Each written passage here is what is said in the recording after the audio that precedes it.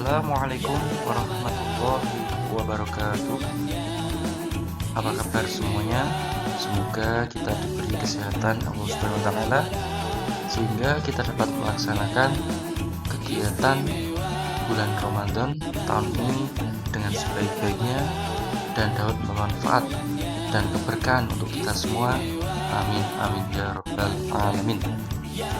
Pada kesempatan kali ini kita akan belajar bersama bagaimana cara mengisi atau buku panduan terkait buku kegiatan Ramadan.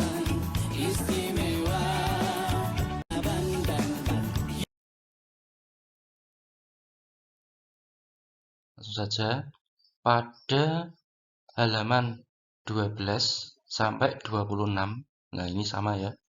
Di sini kita akan mulai mengisi terkait dengan tugas-tugas kita selama kegiatan Ramadan.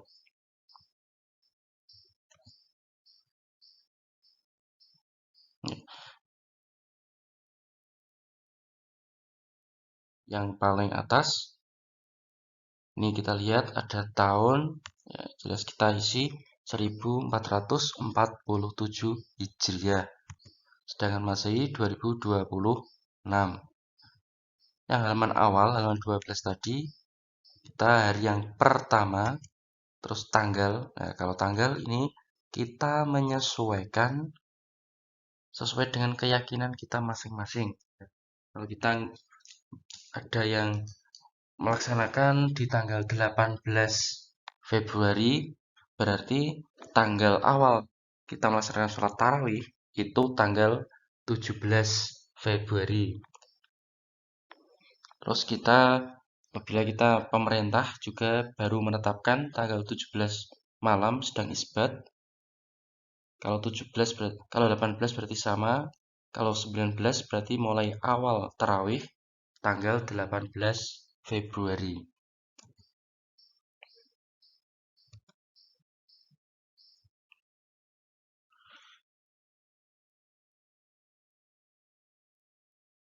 Yang pertama, terkait dengan puasa dan tidak puasa. Nah, jika puasa, maka beri tanda jenang pada kolom puasa, alasan diberi strip. Nah, seperti ini. Tapi, apabila tidak puasa, maka diberi tanda jenang pada kolom tidak puasa dan alasan diberi keterangan yang sesuai. Ya, misalnya sakit, atau menstruasi.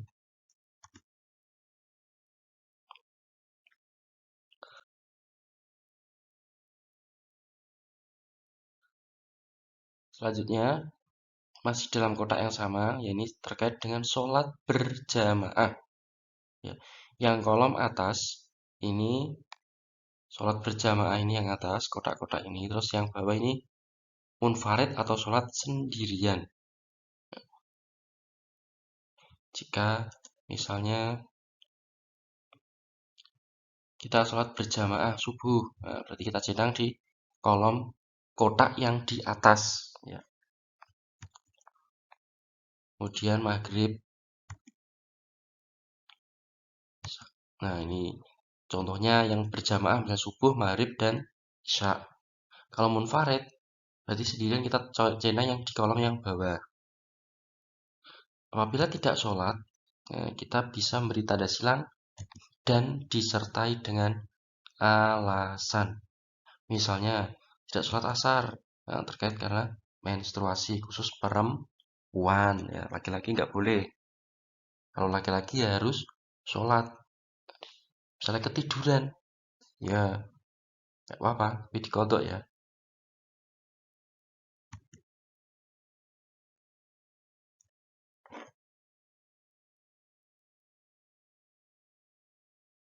Kemudian terkait dengan sholat tarawih dan sholat witir, ini juga sama tadi.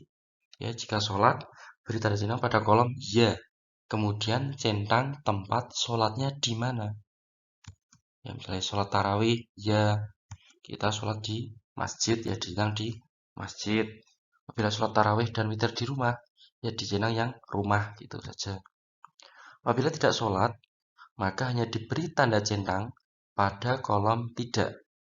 Ya untuk tempatnya dikosongi saja.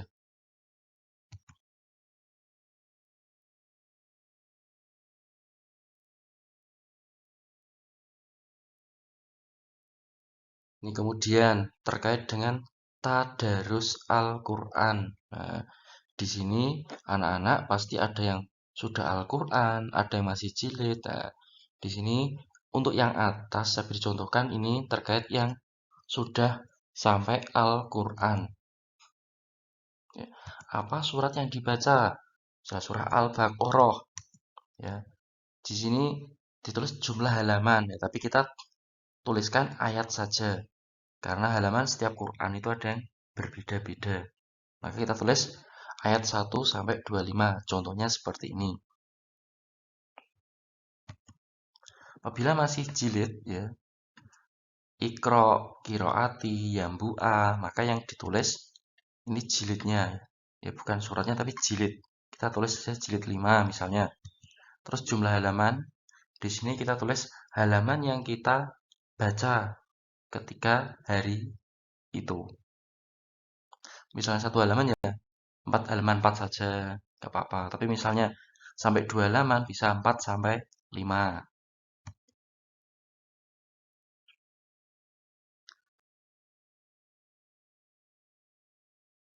Kemudian ada sedekah atau amal kebaikan.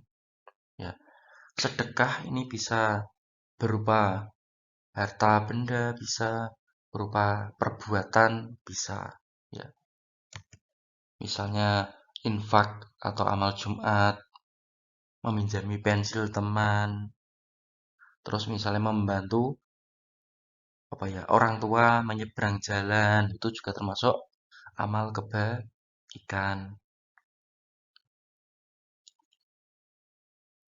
Mendengar ceramah atau kajian penceramah. Nah, ini biasanya kadang-kadang ya masjid itu ada sebelum buka bersama. Itu maghrib menjelang maghrib itu ada kegiatan ceramah ya. Bisa di masjid bisa atau misalnya di televisi bisa, di online seperti di YouTube ya, juga bisa ya misalnya online. Jika tidak melakukan ya tinggal diberi strip semuanya dalam hari itu. Ya ini berlaku sampai hari berikutnya. Terus kemudian hikmah hari ini ya, khusus ya dalam satu hari ini berarti. Jadi hikmah dapat kita tulis terkait dengan pelajaran yang kita dapatkan pada hari itu. Misalnya hari pertama puasa ya, kita baru pertama kali puasa pasti merasa sangat lapar sekali baru jam 10 ya. Lihat kecoa dikira kurma. Nah, itu kan sudah kelaparan karena. Nah, makanya ini kita harus sabar. Nah, terus ketika kita berbuka puasa, kita berarti merasakan hal-hal yang sangat istimewa. Nah, berarti terdapat keberkahan tersendiri dalam kesabaran kita. Catatan orang tua ini ditulis berdasarkan pengamatan orang tua terhadap kegiatan putra-putrinya ya, terhadap kita ya anak-anak semua ya. Di misalnya anaknya melaksanakan puasanya bagus, sholatnya bagus, ya maka orang tua bisa menuliskan ya sudah melaksanakan ibadah dengan baik.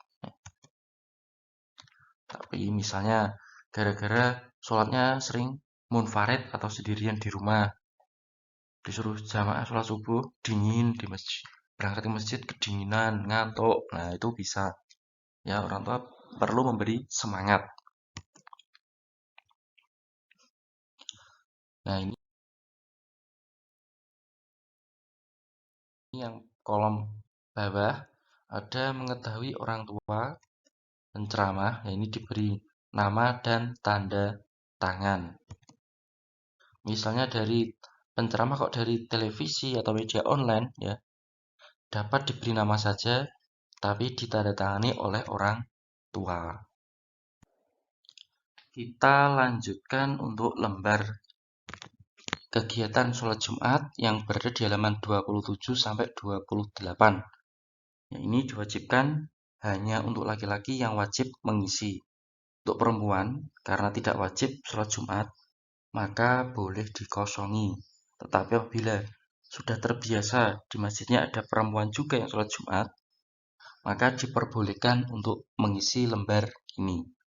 Ya, tempat, ya, biasanya kita di masjid mana imam atau penceramah yang khotbah Jumat siapa, nah, ditulis di sini.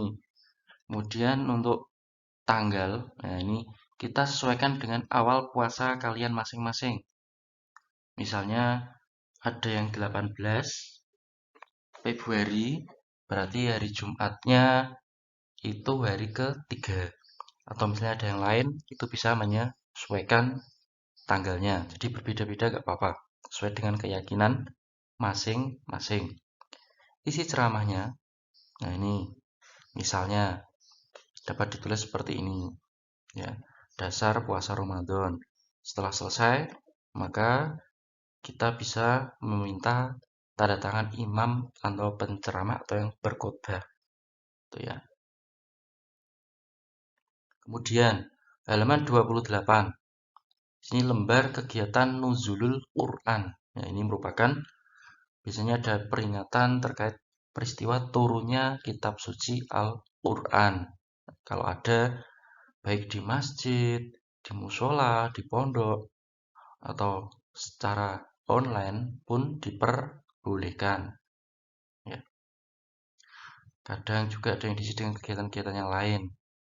Misalnya harinya kapan, tanggalnya berapa, terus tema, ya temanya bisa kita sesuaikan dengan kegiatan yang ada.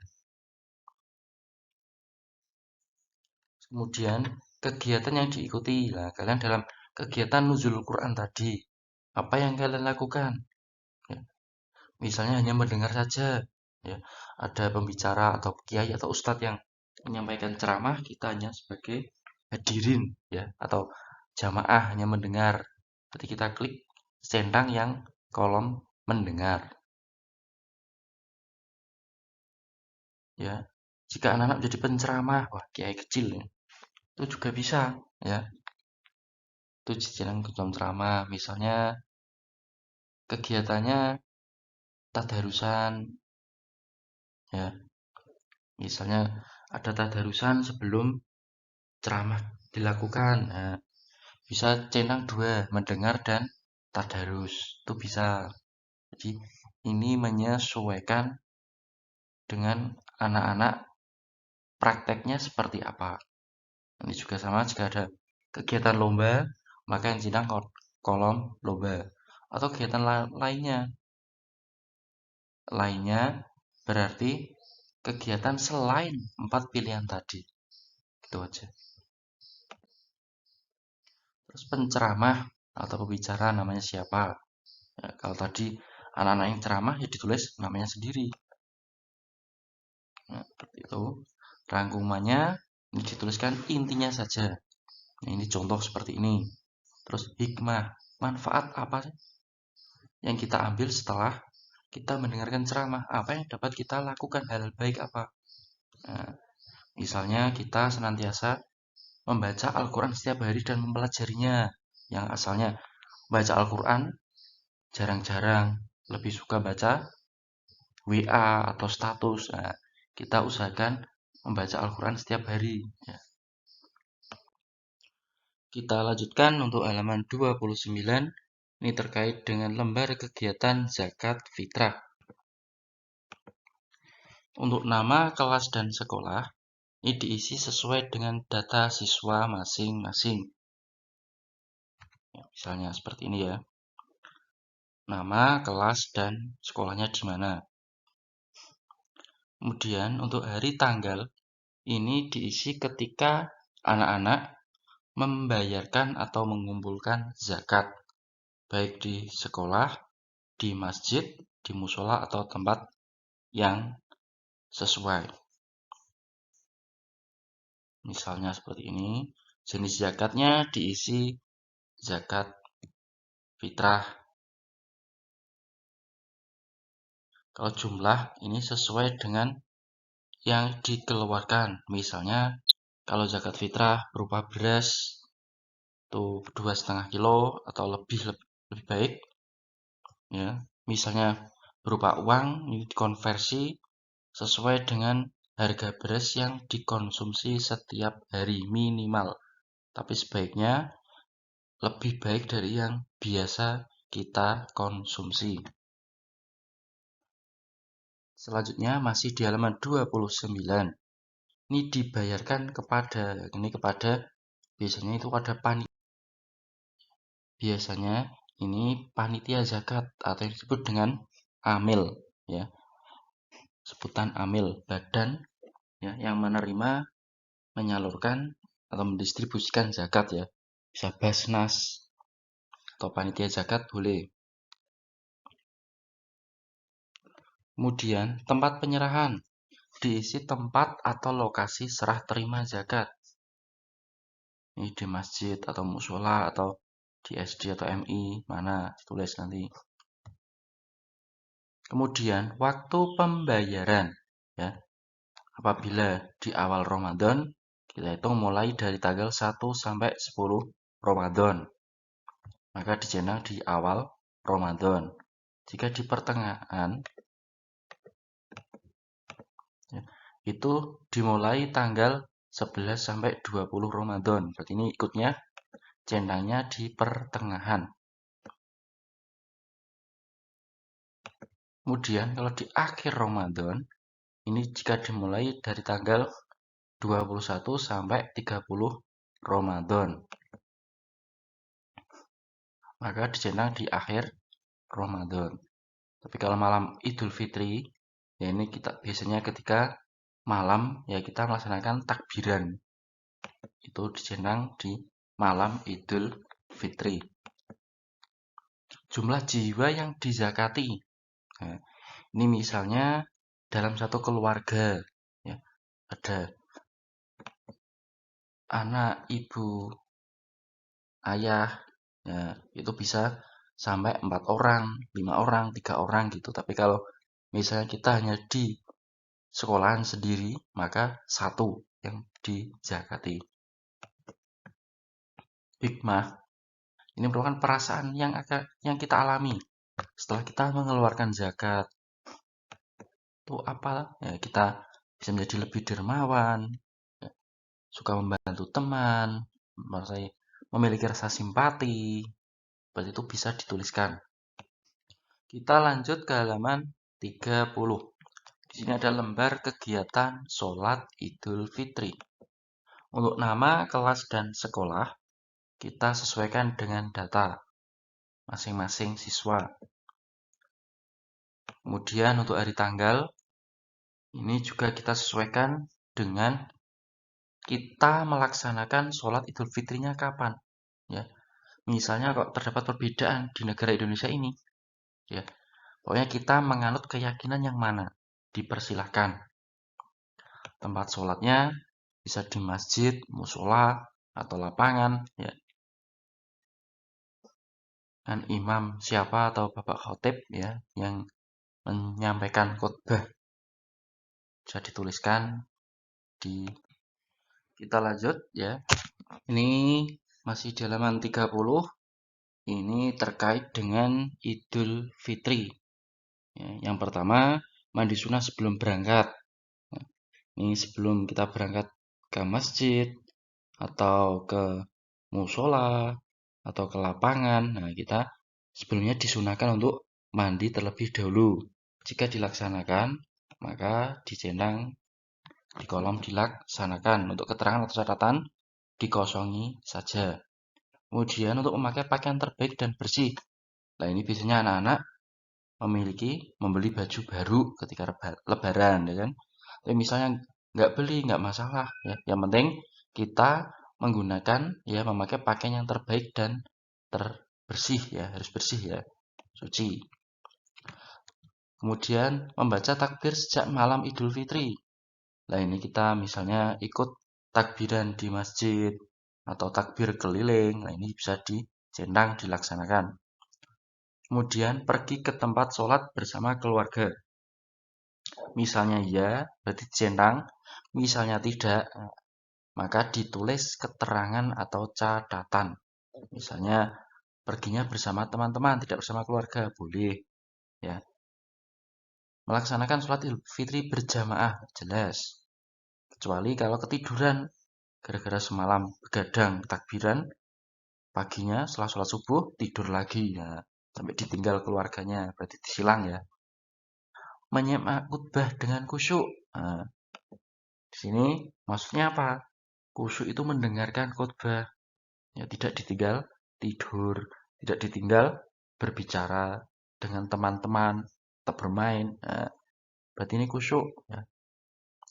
Bersalaman dan saling memaafkan. Ya, setelah sholat selesai, khutbah selesai, terus bersalam-salaman. Ya, musyafahah dengan semua jamaah yang ada di masjid, di musola atau di lapangan tadi, dengan tetangga-tetangga. Nah, ini bisa bersedekah atau membantu sesama. Nah, biasanya ketika sholat Idul Fitri selesai, nanti misalnya ada orang yang meminta-minta ke rumah, ya ini dapat kita centang di sini.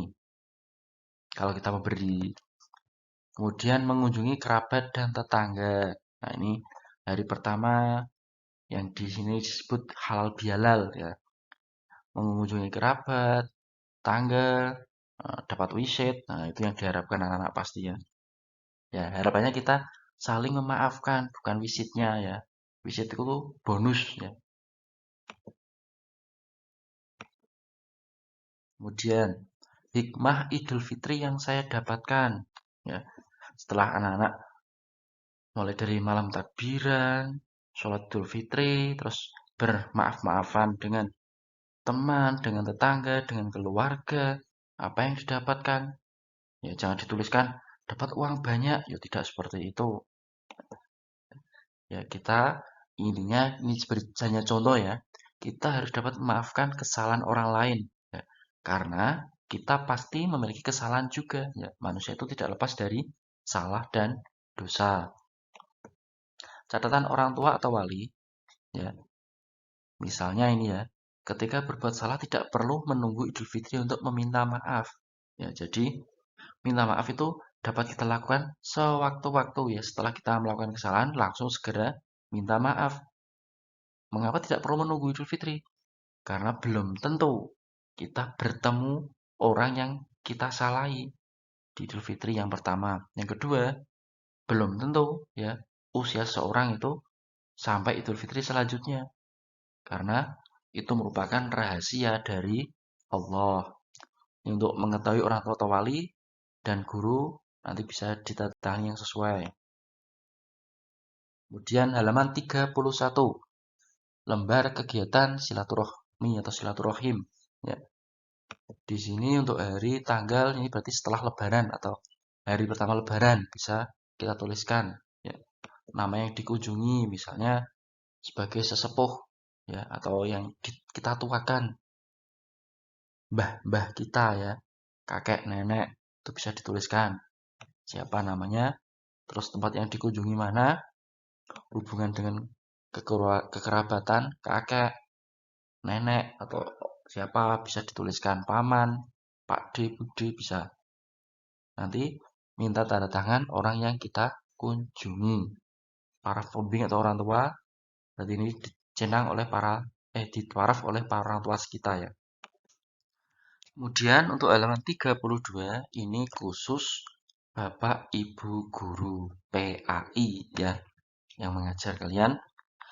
Tapi anak-anak hanya menuliskan nama, kelas, dan sekolah saja. Nanti untuk bobot nilai nanti diisi Bapak Ibu Guru. Ya. Untuk bobot nilai ya di sini dituliskan jumlah melaksanakan ya anak-anak jumlah melaksanakannya berapa dibagi jumlah hari. Jumlah hari ini maksudnya selama Ramadan itu berapa hari dikali 10. Misalnya puasa tahun ini 29 hari. Berarti pembaginya 29. Apabila jumlah puasa Ramadan tahun ini 30, maka dibagi 30. Untuk yang atas, jumlah melaksanakan, anak-anak misalnya puasa Ramadan, ya, hanya melaksanakan misalnya 27 kali. Nah, jumlahnya 30, berarti 27 dibagi 30 dikali 10. Berarti mendapat nilai 9. Begitu juga dengan sholat tarawih, mendengar ceramah, tadarus atau membaca Al-Quran, serta sholat Jumat. Kalau sholat Jumat, jumlah harinya itu kita sesuaikan. Misalnya 4 atau 5 hari ya. Kalau misalnya Jumat pada Ramadan tahun ini 4, berarti pembaginya hanya 4. Kalau jumlah Ramadan tahun ini 5, pembaginya 5. Tapi untuk anak perempuan bisa dikosongi saja. Nanti terkait dengan nilai akhir yang berbeda caranya.